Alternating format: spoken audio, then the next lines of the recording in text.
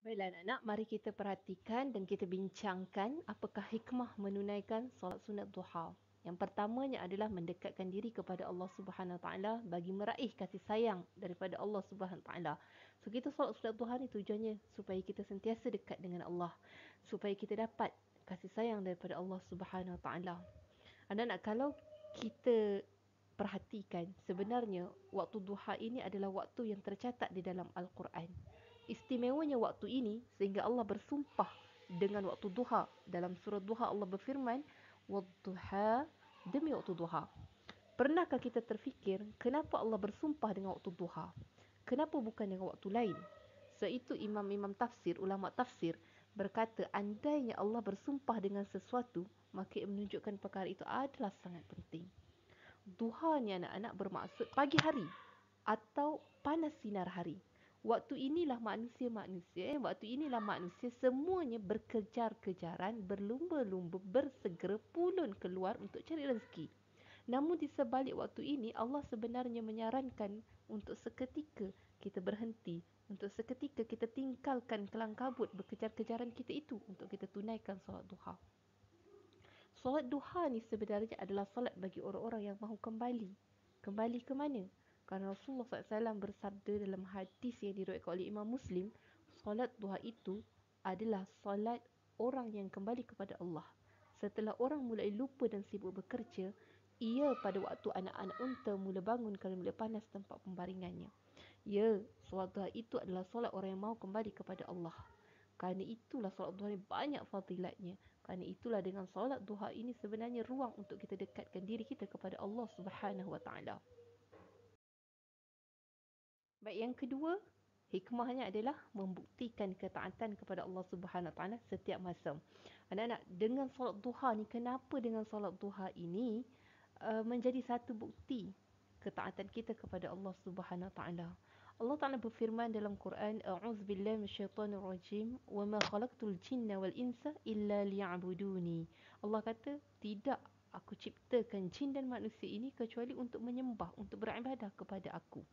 So, dengan solat duha inilah sebagai bukti kita sentiasa taat, kita sentiasa beribadah kepada Allah Subhanahu Wa Taala. Apatah lagi solat duha ini salah satu solat sunat yang sangat afdal, yang sangat tinggi ganjaran pahalanya.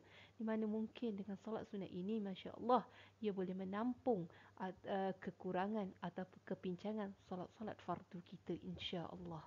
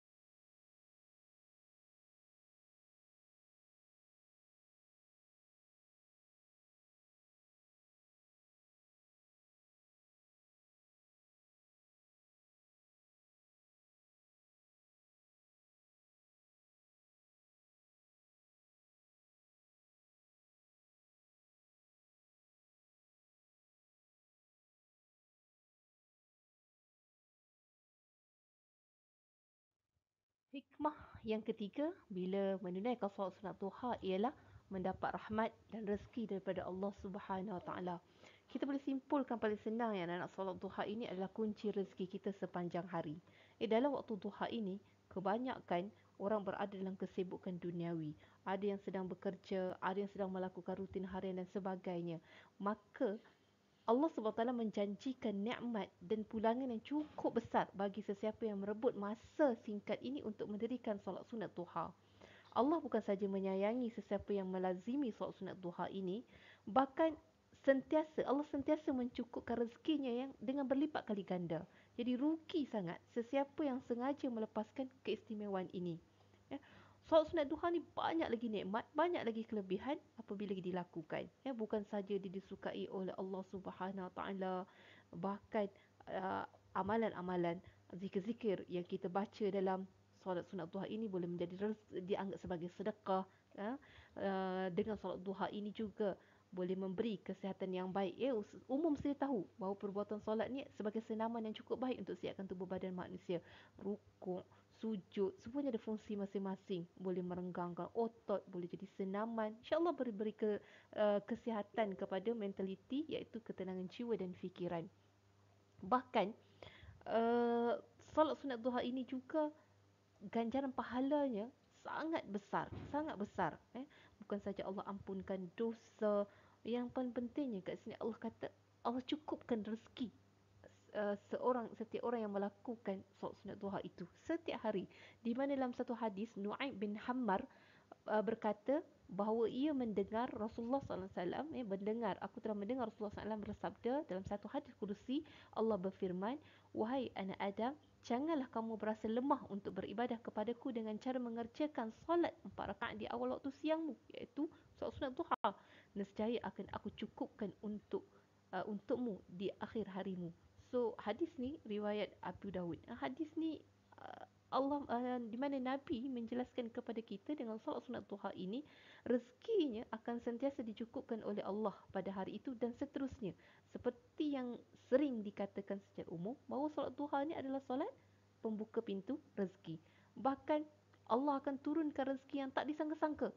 Bukan saja dalam bentuk makanan, tubuh badan yang sihat, anak yang soleh, anak yang bijak, keluarga yang bahagia, bahkan kejayaan dalam peperiksaan, bidang pekerjaan yang baik dan sebagainya. So, begitulah Allah memberi keuntungan yang cukup besar kepada mereka yang mengamalkan solat duha. Ya, tapi kita kena khusyuk dan fokus dalam melazimi solat duha tu tanpa memikirkan rezeki harta semata-mata, tetapi keuntungan rezeki yang lain yang Allah mampu boleh berikan kepada kita.